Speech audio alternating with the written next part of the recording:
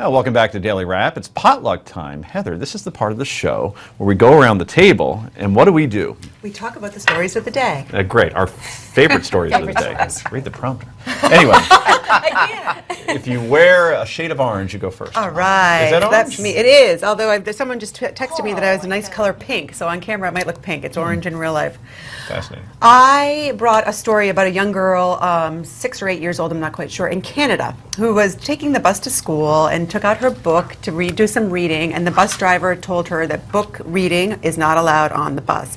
Well, it turns out on this bus, there's 50 students on the bus, so they have a rule that kids cannot take anything out of their backpacks, including books. No iPads, no iPhones, no toys, and the idea is that they want to maintain safety on the bus to ensure that nobody gets hurt. The bus driver actually went so far as to say that if they were to stop short, the book might poke the girl in the eye, or the students might get up and start looking at what she is doing, et cetera, et cetera. And it just seems to me to be a bit of a stretch. You know, I understand the need to protect our children. I understand that being a bus driver may be difficult. But to take away from kids, especially the ability to read, I mean, I used to do my homework on the bus. You know, anytime they're going to read, you should never stop them from reading. Well, and I don't think that you can make an exception and say, well, you can read books, but you can't look at your iPad. I mean, if you're worried about safety on buses, there's maybe seatbelts should be the good place to start, as opposed to saying that you can't read a book on the bus. But did you see the New York City bus driver that was caught, I don't know, reading or doing the crossword while he was driving? Yeah, so we need a rule that you can't read when you're driving. But perhaps when you're a student on the bus. I mean, to start to create so many rules for these kids. You know, we always talk about when we were young, all the things, you know, we're reading lead paint off the walls and we all survived just fine. But there's a certain point where, you know, the students on the bus, and if they don't have anything else to do, isn't that going to be more likely to start them with fighting with one another? I agree. Anytime you catch a kid reading in this day and age, encourage them. Yeah, because it's rare. There's only so many kids who want to read, and if you can get them to do it, then let's try to I've read every encourage single it. Nancy Drew mystery story, you know, and I don't know if they have that opportunity with those kinds of kids' books anymore. It seems like the kids Harry are. Potter was huge. That's true. There are some of those But books it's less out there. and less, I think, because of technology. Yeah. I really think that, unfortunately. Yeah, I'm Can just I hoping- confess something? Yeah. You brought it up, Janie. So Nancy Drew, I read all the books too. You read Nancy Drew. I didn't read the Hardy Boy because we didn't have them. I had an older sister, so I guess she had all the Nancy Drew books, and I started reading The Lilac Inn and 99 Steps. Look at you! Yeah. You really know your Nancy Drew. You really The do. Secret of the Old Clock. That's one of the better ones. Password to Larkspur Lane. That was one of my favorites. Oh boy. What color hair did she have? Chestnut brown? Is that the way they described it? Chestnut brown. Yeah, that's right. And remember Hannah? Oh my God. Hannah the. Oh yeah. Because she didn't have a mom. She had a. So let's move on, Jane. What did you bring tonight to potluck? I brought bird flu. Thank God I didn't bring actual bird flu, but the issue, bird flu epidemic, several states. We're talking about Iowa. We're talking about North, South Dakota, Minnesota, Wisconsin, and they're going to have to cull, is what they say, or depopulate, or destroy millions of birds. No, they have to kill them. And look at these sentient beings. Yes, I'm an animal activist, but, oh, the farmers say they're mystified. We don't know. We have no idea why this is happening. Take a look at the conditions they're kept in. They're kept not, this is what American farming looks like today.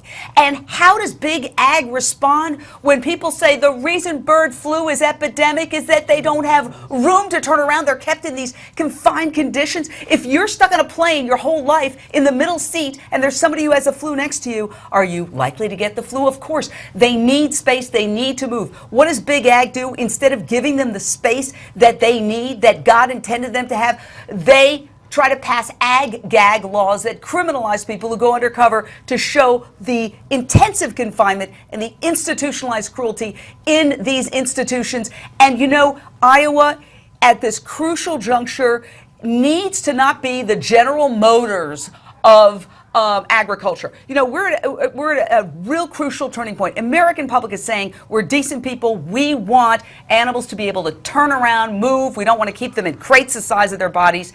And the industry isn't listening. And it reminds me of GM back in the 90s when they developed an electric car and they didn't listen to people. And then they took it back. They destroyed all the electric cars and they destroyed their own industry. I was in Detroit this past weekend. The place is unfortunately suffering from the consequences of that ill-advised decision. And now, please, Big Ag, listen to the people. We have McDonald's who has problems because they're not with the mood of the people. They want fresh, they want healthy, they want organic, they want their animals to be able to turn around. I agree. I couldn't agree with you more, honestly.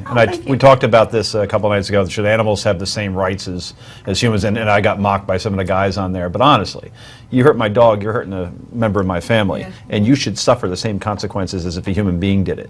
And if the police officer is going to do it, guess what? You'll face the wrath of Conch. All right. But I love the it. same thing with the chickens. I mean, would it kill anybody just to give them a little more space? Exactly. I don't get that at all, and it kills me. So I admire your efforts there, and honestly, good stuff. Anyway, we come back, more potluck, including mine. This is Daily Wrap, only on Newsmax.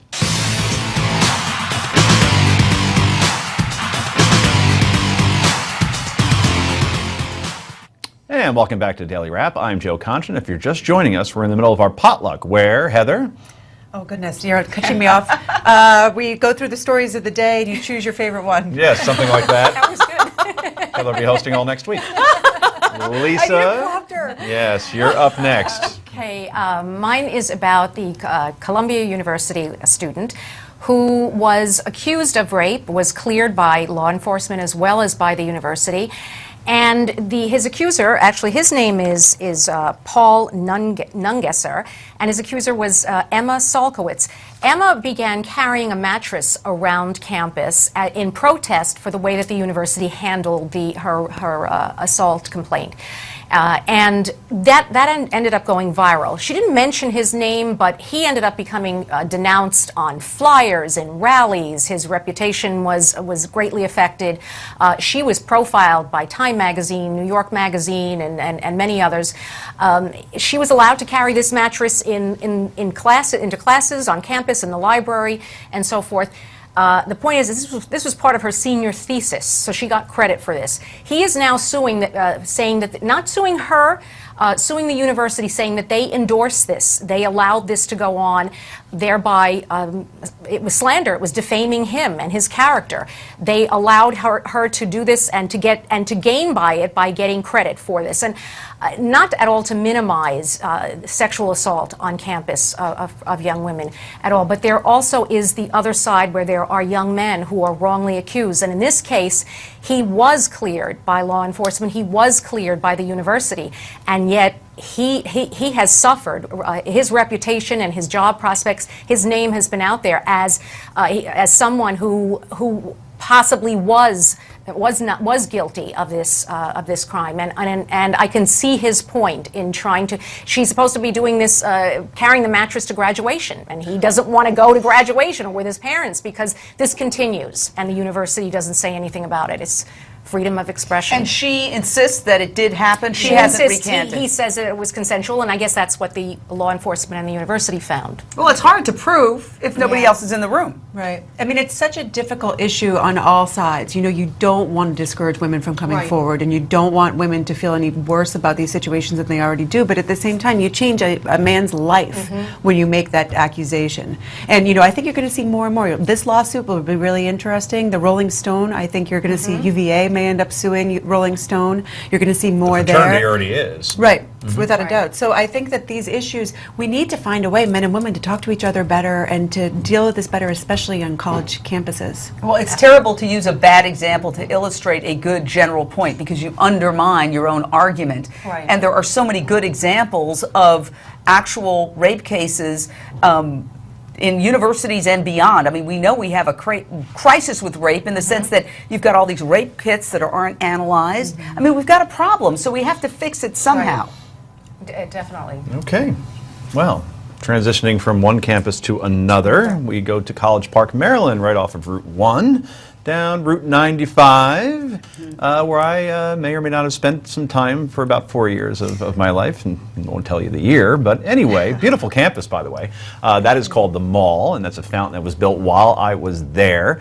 And it doesn't get any better in the University of Maryland as far as, that's where they filmed St. Elmo's Fire, even though they're supposed to be Georgetown students. Yeah. Get your own campus. All right? So, bottom line, so American Sniper was going to be shown there until some Muslim students decided to protest because they felt the movie was anti-Muslim. And Maryland, instead of standing up and saying, well, you know, it's a free speech issue and it's a movie that, I don't know, made $300 million or so, and it was in movie theaters all over the country anyway, by showing it here one more time, what difference does it make, to go with the theme from earlier? But sure enough, the folks in College Park decided to give in, and they will now not be showing American Sniper. And boy, irony alert, because Muslim students were saying that this was a violation of free speech.